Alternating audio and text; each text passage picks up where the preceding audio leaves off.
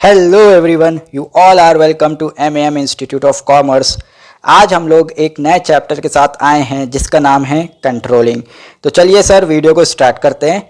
सबसे पहला क्वेश्चन कह रहा है डिफाइन कंट्रोलिंग।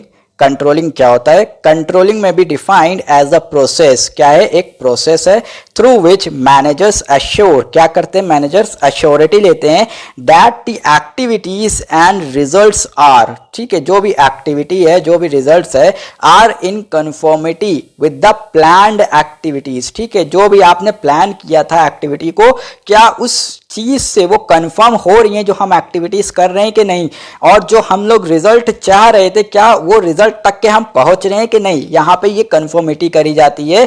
इसी चीज को क्या कहा जाता है? कंट्रोलिंग। कंट्रोलिंग इसको क्यों कहा जाता है? मैनेजर्स यहां पे पहले अश्योरिटी लेते हैं, अगर वो चीज डेविएट कर रही होती है, थोड़ा सा चेंज हो रही होती है, तो वहां पे फिर क्या किया जाता है? उसको कंट्रोल किया जाता है। मैनेजर्स वहां पे क्या करते हैं? कंट्रोल एक्शन लेते हैं। ठीक है, इसलिए इसको क्या कहा गया?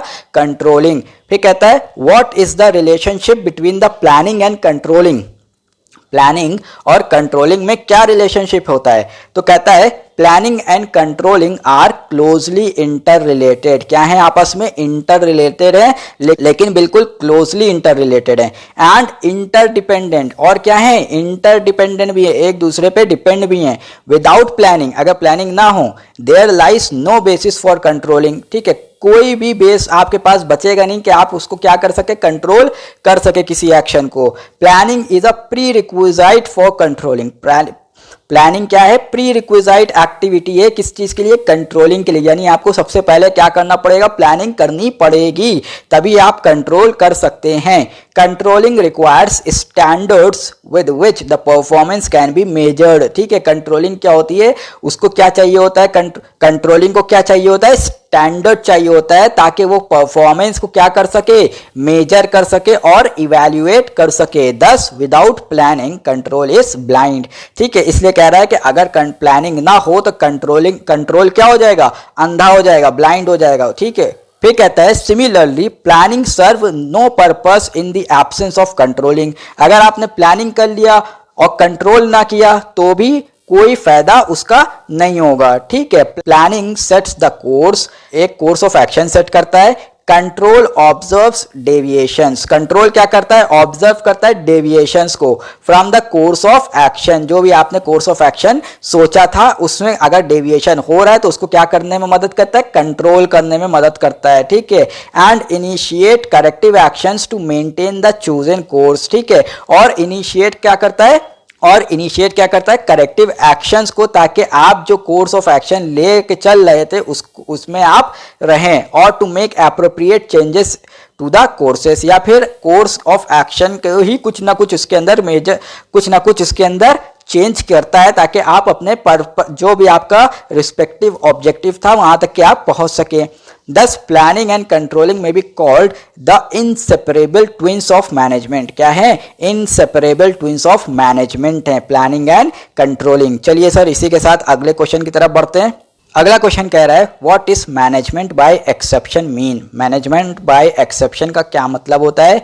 मैनेजमेंट बाय एक्सेप्शन में be defined as a system of identification and communication that signals a manager with when his attention is needed and remain silent when it is not needed। ठीक है, क्या है मैनेजमेंट बाय एक्सेप्शन? क्या है? एक system है। क्या है? एक सिस्टम है और किस चीज का? आइडेंटिफाई करने का और कम्युनिकेट करने का सिग्नल्स को। ठीक है, कि मैनेजर की अटेंशन कब रिक्वायर्ड है और मैनेजर की अटेंशन कब रिक्वायर्ड नहीं है। ठीक है, it states that manager at every level should confine their attention to only critical and exception deviation. कह रहा है कि मैनेजर्स हमेशा क्या करें? एट एवरी लेवल, ठीक है, हर लेवल के मैनेजर्स क्या करें? अपने आप को, अपनी अटेंशन किसको दें? सिर्फ क्रिटिकल और एक्सेप्शनल डेविएशंस को दें फ्रॉम प्लान्ड रिजल्ट। ठीक है, रेलेवेंट एट देयर लेवल, जो चीजें उनके लेवल पे रेलेवेंट हैंगी। The principle of control by exception recognises the fact and attempt to control. कहता है कि अटेम्प्ट टू कंट्रोल एवरीथिंग, अगर हर चीज कंट्रोल करने बैठ गए, may end up in controlling nothing, तो फिर क्या होगा? कुछ भी कंट्रोल नहीं कर पाएंगे। ये मैनेजमेंट बाय एक्सेप्शन बेसिकली ये कहना चाह रहा है कि मैनेजर्स को सिर्फ उन मोटी मोटी चीज़ों के ऊपर ध्यान देना चाहिए जो बहुत ज़्यादा इंपॉर्टेंट हैं, ठीक है, बहुत ज़्यादा क्रिटिकल हैं। बाकी जो थोड़ी बहुत छोटी माइन्यूट सी चेंजेस हो रहे हैं, माइन्यूट से एक्सेप्शंस हो रहे हैं, उसको अवॉइड करना चाहिए। क्यों? हर चीज़ कंट्रोल नहीं करी जा सकती है, हर चीज़ के ऊपर कंट्रोल नहीं बनाया जा सकता है। वही कह रहा है कि अगर हम हर चीज़ कंट्रोल करने जाएंगे तो फिर कुछ भी कंट्रोल नहीं कर पाएंगे। ठीक है सर, चलिए इसी के साथ अगले क्वेश्चन की तरफ बढ़ते हैं। क्या कहता है? What is coordination? कोऑर्डिनेशन क्या होता है? Coordination is a process whereby an executive develops an orderly pattern. क्या है? एक प्रोसेस है जिसमें एक एग्जीक्यूटिव क्या करता है? एक डेवलप करता है ऑर्डरली पैटर्न को ऑफ ग्रुप एफर्ट्स तक, ठीक है, ताकि ग्रुप क्या ले सके? एफर्ट्स ले सके among his subordinates and secures unity of action. एक तरीके का एक्शन हो in the pursuit of common purpose, in the pursuit of common purpose, ताकि एक कॉमन पर्पस हम क्या कर सके? अचीव कर सकें। चलिए इसी के साथ अगले क्वेश्चन की तरफ बढ़ते हैं। बहुत ही इंपॉर्टेंट क्वेश्चन है ये। कह रहा है coordination is the essence of management. Comment. Coordination क्या है? कोऑर्डिनेशन क्या है? मैनेजमेंट का एसेंशियल पार्ट है, ठीक है। क्यों? तो कहता है coordination is the essence of management because in planning coordination is required between the master plan. ठीक है, यहाँ पे कोऑर्डिनेशन किसके बीच में चाहिए होता है? Master plan of the enterprise and the plan of different departments और डिवीजन। ठीक है, जो भी डिपार्टमेंट्स ने प्लान बनाए हैं और जो मास्टर प्लान है, इन दोनों के बीच में क्या होना चाहिए? कोऑर्डिनेशन होना चाहिए इन प्लानिंग। फिर कहता है ड्यूरिंग ऑर्गेनाइजिंग में there should be coordination between the authority and responsibility. क्या कोऑर्डिनेशन यहाँ पे कहाँ पे कोऑर्डिनेशन होना चाहिए? Between the authority and responsibility of every individual. Same work should not be assigned twice. एक ही काम दो लोगों को या एक काम दो बार जो है असाइन नहीं करना चाहिए। फिर कहता है while staffing coordination is achieved bye balancing the skills and abilities of employees. ठीक है, किस चीज को हम जो है यहाँ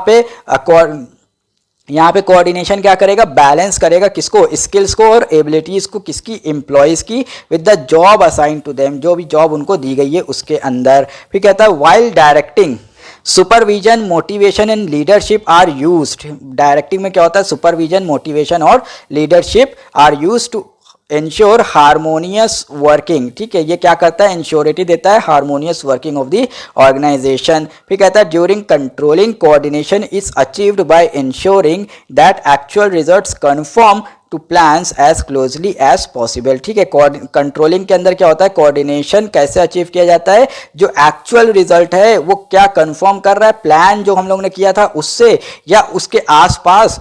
ठीक है, यहाँ पे इसमें कोऑर्डिनेशन होता है। दस coordination is the essence of management. इसलिए कोऑर्डिनेशन क्या है? एसेंशियल पार्ट है मैनेजमेंट का। चलिए इसी के साथ अगले क्वेश्चन की तरफ बढ़ते हैं। कह रहा है explain the importance of controlling. Controlling क्यों इतनी इंपॉर्टेंट है? पहला कहता है अचीवमेंट ऑफ ऑर्गेनाइजेशनल गोल। क्या है? Achievement of organisational goal. It is through controlling that managers ensure the execution of plan and accomplishment of goal। ठीक है, मैनेजर्स क्या करते हैं? इंश्योर करते हैं कंट्रोलिंग के थ्रू किस चीज को? Execution of plan and accomplishment of goal, यानी हम प्लान को एग्जीक्यूट करेंगे और अपने गोल को क्या करेंगे? अकम्पलिश करेंगे। In the absence of control, अगर कंट्रोल ना होता है, activities may not be carried out according to plans. ठीक है, तो फिर जो भी एक्टिविटीज है जरूरी नहीं है कि वो जो प्लान किया गया था उसी हिसाब से एक्टिविटीज को कैरी किया जाए। एंड टारगेट्स में भी मिस्ड, और क्या हो सकता था? टारगेट्स मिस आउट हो जाएं। अगला पॉइंट आ रहा है optimum utilisation of resources. Controlling is essential. क्यों एसेंशियल है? For securing the best possible use of human, physical and financial resources. यानी हमारे पास जो भी रिसोर्सेज है उसको पूरी तरीके से हम क्या कर सके? यूटिलाइज कर सके। It ensures that work is done as desired. ठीक है, ये क्या इंश्योर करता है कि जो काम किया जा रहा है उस तरीके से किया जा रहा है जैसा हम लोग ने सोचा था, in terms of cost, quality and time. ठीक है, फिर कहता है means of coordination.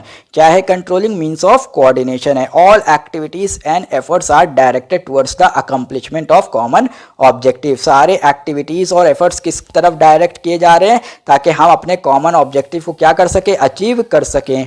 Managerial control at different levels of the organisation secures harmony in work efforts. ठीक है, जो डिफरेंट लेवल्स से ऑर्गेनाइजेशन के अंदर, उसके अंदर मैनेजरियल कंट्रोल क्यों चाहिए होता है, ताकि आगे अपने वर्क में हार्मनी हम लेके आ सकें। Overlapping and duplication of activities are avoided. ठीक है, ओवरलैपिंग, और ओवरलैपिंग का मतलब होता है कोई एक्टिविटी छूट गई या फिर डुप्लीकेशन, या फिर एक एक्टिविटी 2 बार हो गई, इसको क्या किया जाता है, कंट्रोलिंग के थ्रू अवॉइड किया जाता है।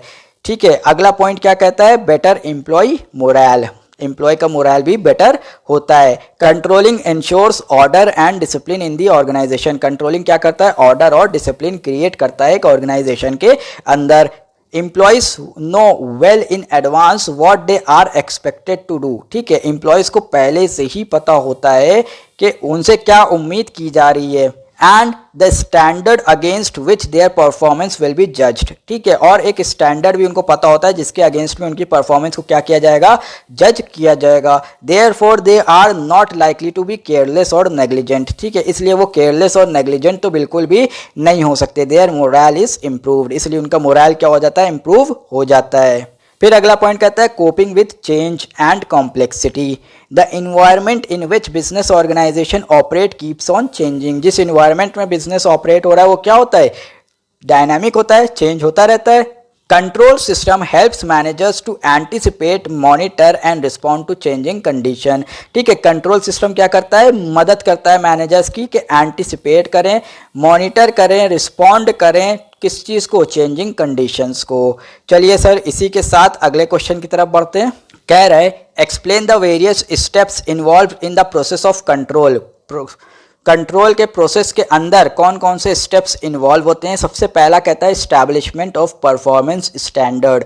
सबसे पहले हम क्या करेंगे, जो परफॉर्मेंस के स्टैंडर्ड्स है उसको क्या करेंगे, एस्टैब्लिश करना शुरू करेंगे। The first step of control process is to establish the standard. क्या करेंगे, एस्टैब्लिश करेंगे स्टैंडर्ड्स को with which the actual results are to be evaluated. ठीक है, जिससे हम क्या करेंगे, एक्चुअल रिजल्ट्स को अपने इवैल्यूएट करेंगे। उस स्टैंडर्ड को हमें स्टैब्लिश करना पड़ेगा। A standard is a criteria against which the actual performance can be compared. ठीक है, स्टैंडर्ड क्या है, एक क्राइटेरिया है। ठीक है, उसके ऊपर हम अपनी एक्चुअल परफॉर्मेंस को क्या करते हैं, कंपेयर करते हैं। Physical standards are those standards which are expressed in physical terms. Physical standards क्या है, जिसको हम फिजिकल टर्म्स में एक्सप्रेस करते हैं। That is number of units, man hours, etc. ठीक, monetary standards are expressed in monetary terms. Monetary standards money terms में जो है एक्सप्रेस किए जाते हैं। For example sales revenue, expenses etcetera. ठीक है, the standard for control should satisfy the following requirement. ठीक है, जो भी हमने स्टैंडर्ड बनाया है कंट्रोल के लिए वो ये सारी कंडीशंस को फुलफिल करता हो। ठीक है, पहला कहता है standard should be simple and easy to understand. क्या होना चाहिए, सिंपल होना चाहिए और इजी टू अंडरस्टैंड होना चाहिए। Standard should be consistent with overall objective. ठीक है, कंसिस्टेंट होना चाहिए स्टैंडर्ड पूरे ऑब्जेक्टिव से, यानी कंसिस्टेंट यानी एक जैसा होना चाहिए। ठीक है, standard should be flexible and not rigid. Flexible होना चाहिए यानी चेंज हो जाए आराम से, बिल्कुल रिजिड ना रहे। ठीक है, standard should be capable of achievement. Standard should be capable of achievement with the reasonable amount of time and effort. ठीक है, यानी वो अचीव किया जा सके। स्टैंडर्ड, ऐसा स्टैंडर्ड आपको बनाना है, कोई ऐसा स्टैंडर्ड आपको चूज नहीं कर लेना है कि जिसको हम अचीव ही नहीं कर सकते हो। जैसे आपने एक स्टैंडर्ड बना लिया कि मुझे 105% चाहिए, वो तो अचीवेबल ही नहीं है ना। ठीक है, स्टैंडर्ड एक ऐसा होना चाहिए जिसको आप एक टाइम और एफर्ट से अपने उस स्टैंडर्ड तक के पहुंच सके। ठीक है, फिर अगला पॉइंट कहता है measurement of actual performance. Once the standard of desired performance are fixed. एक बार आपने स्टैंडर्ड डिजाइन कर लिया, ठीक है, जो भी आपने परफॉर्मेंस डिजायर करी थी उस हिसाब से। ठीक, the next step is to measure the actual performance. ठीक है, अगला स्टेप क्या होगा, आपको एक्चुअल परफॉर्मेंस को उसको क्या करना पड़ेगा, मेजर करना पड़ेगा। Performance should be measured in the same terms in which standards have been establish. जिस टर्म में एस्टैब्लिश किया है आपने, ठीक है, उसी टर्म्स में आपको जिस टर्म में आपने स्टैंडर्ड को स्टैब्लिश किया है उसी टर्म में आपको उसको मेजर भी करना पड़ेगा। फिजिकल यूनिट में अगर किया है तो फिजिकल यूनिट में, अगर मॉनेटरी यूनिट में किया है तो फिर मॉनेटरी यूनिट में। दिस विल फैसिलिटेट कंपैरिजन, इसी से कंपैरिजन पॉसिबल है। ठीक है, पता चला आपने फिजिकल यूनिट में जो स्टैंडर्ड बनाया है और मॉनेटरी यूनिट्स में कंपेयर कर रहे हैं, हो ही नहीं सकता, पॉसिबल ही नहीं है। ठीक है, फिर थर्ड पॉइंट कहता है comparison of actual performance with standard। actual performance is compared with the standard or planned target। ठीक है, जो आपने स्टैंडर्ड बनाया उससे क्या होता है, एक्चुअल परफॉर्मेंस को कंपेयर किया जाता है। Such comparison reveals as to what extent the performance deviate. ठीक है, इस कंपैरिजन से क्या पता चलता है कि आपकी एक्चुअल परफॉर्मेंस कितना डेविएट कर रही है उस स्टैंडर्ड से। ठीक है, if performance matches the standard, अगर आपने परफॉर्मेंस जो की है वो स्टैंडर्ड से मैच कर जाती है, it may be assumed that everything is under control. तो फिर क्या अज्यूम किया जा सकता है कि सारी चीजें क्या है, अंडर कंट्रोल है आपकी। ठीक है, फिर अगले पॉइंट की तरफ बढ़ते हैं, analysing deviation. Some deviation in performance can be expected in most activities. कुछ तो डेविएशन आपको देखने को मिलेगा। ठीक है, ऐसा नहीं है कि सारी चीज़ें बिल्कुल अंडर कंट्रोल होंगी, कुछ तो डेविएशंस आपको मिल जाएंगे। It is neither feasible nor economical to control all deviation. ठीक है, ये ना फीजिबल है ना ही इकोनॉमिकल है सारे डेविएशंस को कंट्रोल करने की कोशिश करें, ये तो बेवकूफ़ी हो जाएगी कि आप सब कुछ कंट्रोल करने की कोशिश कर रहे हैं। Therefore it is necessary to determine the acceptable range of deviation. ठीक है, कितना आप डेविएशन एक्सेप्ट कर सकते हैं उसको भी आपको क्या करना पड़ेगा, डिटरमाइन करना पड़ेगा। सबसे पहला पॉइंट आता है इसके अंदर, critical point control. According to this principle control should focus on the key result. ठीक है, कंट्रोल किस पे फोकस करता हो, की रिजल्ट्स पे। ठीक, which are critical to success of the organisation, जो क्या है बहुत ज़्यादा क्रिटिकल हैं ताकि आपकी ऑर्गेनाइजेशन क्या कर सके, सक्सेसफुल हो सके। ठीक, क्रिटिकल पॉइंट कंट्रोल होना बहुत ज़्यादा ज़रूरी है। फिर कहता है control by exception. There is a common saying, if you try to control everything you may end up controlling nothing. ठीक है, कह रहा है कि एक कॉमन सेइंग है यहाँ पे कि अगर आप सब कुछ कंट्रोल करने बैठेंगे तो आप कुछ भी कंट्रोल नहीं कर पाएंगे। Therefore it is better to concentrate on exceptional deviation. ठीक है, तो कह रहा है किस पे आपको कंट्रोल करना चाहिए, किस चीज़ पे आपको कंसंट्रेट करना चाहिए, exceptional deviations, than trying to control each and every deviation. ठीक है, हर डेविएशन को कंट्रोल करने की जगह आपको क्या करना चाहिए, एक्सेप्शनल डेविएशन जो हो ना, बहुत हट के डेविएशन जो हो उसको आपको कंट्रोल करने की कोशिश करनी चाहिए। ठीक है, management attention should be directed, management attention should be directed to exception rather than controlling all the activities. ठीक है, एक्सेप्शन को कंट्रोल करने की कोशिश करें ना कि हर चीज को कंट्रोल करने की कोशिश करें। This is known as management by exception. इसी को क्या कहा जाता है, मैनेजमेंट बाय एक्सेप्शन। अगला पॉइंट कह रहा है taking corrective actions. Controlling is not confined to detecting errors. ठीक है, कंट्रोलिंग का मतलब ये नहीं होता है कि आप डिटेक्ट कर लिए एरर्स को खाली, and defects in the performance. The process of control is incomplete until remedial actions are taken. ठीक है, कंट्रोल का प्रोसेस हमेशा इनकम्प्लीट रहेगा कि आपने सिर्फ जो है क्या किया, आपने एरर्स को निकाल लिया, आपने डिफेक्ट्स को निकाल लिया, नहीं, आपको उसके लिए क्या करना पड़ेगा, रिमीडियल एक्शंस को भी लेना पड़ेगा to prevent deviation in future, ताकि फ्यूचर में अब डेविएशन ना होने पाए। चलिए इस चैप्टर के आखिरी क्वेश्चन की तरफ बढ़ते हैं हम लोग। कह रहे explain the benefits of management by exception. Management by exception के क्या बेनिफिट्स होते हैं, बहुत देर से पढ़ रहे हैं मैनेजमेंट बाय एक्सेप्शन कि हर चीज़ को कंट्रोल नहीं करना चाहिए, सिर्फ एक्सेप्शंस को कंट्रोल करना चाहिए। ठीक है, पहला कहता है इट सेव्स एग्जीक्यूटिव टाइम। ठीक है, क्या करता है, एग्जीक्यूटिव का टाइम सेव करता है by applying it only on critical devotions and relieves. ठीक है, क्यों, किस तरीके से इसको, क्योंकि हम अप्लाई करेंगे क्रिटिकल और डिवोशंस एंड रिलीफ्स के ऊपर। It ensures better utilisation of managerial talent. ठीक है, ये क्या करता है, इंश्योरिटी देता है किस चीज़ की, better utilisation of managerial talent को थ्रू सेलेक्टिव एप्लीकेशन। ठीक है, कुछ सेलेक्टिव चीज़ों के ऊपर ही हम इसको क्या करेंगे, अप्लाई करेंगे। It facilitates better delegation of authority. क्या करता है, better delegation of authority. Delegation of authority यानी हमने अथॉरिटी किसी को दी, by leaving detail to subordinates. ठीक है, सबऑर्डिनेट्स के ऊपर, by leaving details to subordinates, subordinates के ऊपर सब कुछ छोड़ देना पॉसिबल नहीं होता। ठीक। It speeds up decision making, क्या करता है, डिसीजन मेकिंग करने में बहुत ज़्यादा, it speeds up decision making, यानी डिसीजन आप बहुत तेज़ी से लेंगे। By reducing the frequency of decisions, किस तरीके से, जो डिसीजंस की फ्रीक्वेंसी है ना उसको रेड्यूस करके, at the higher levels of management, higher level of management में। It forces managers to review past, ठीक है, क्या करता है, फोर्स करता है मैनेजर्स को कि पास्ट को क्या करे, रिव्यू करे, on which standards are based, जिसके ऊपर स्टैंडर्ड्स आपके बेस्ड हैं। आई होप कि आपको सारे कॉन्सेप्ट्स क्लियर हुए होंगे। अगर कोई क्वेश्चन है आपका, कोई क्वेरी है, कोई चीज़ समझ में नहीं आई है तो please do ask me in a comment section, I will definitely going to reply you all. Video को लाइक करिएगा, चैनल सब्सक्राइब करिएगा, बेल आइकन दबाना मत भूलिएगा वरना आप तक लेटेस्ट अपडेट नहीं पहुंच पाएगी। ठीक है, इस वीडियो को अपने दोस्तों तक भी शेयर करिएगा ताकि उनको भी इससे बेनिफिट हो सके। Till then goodbye, thank you so much.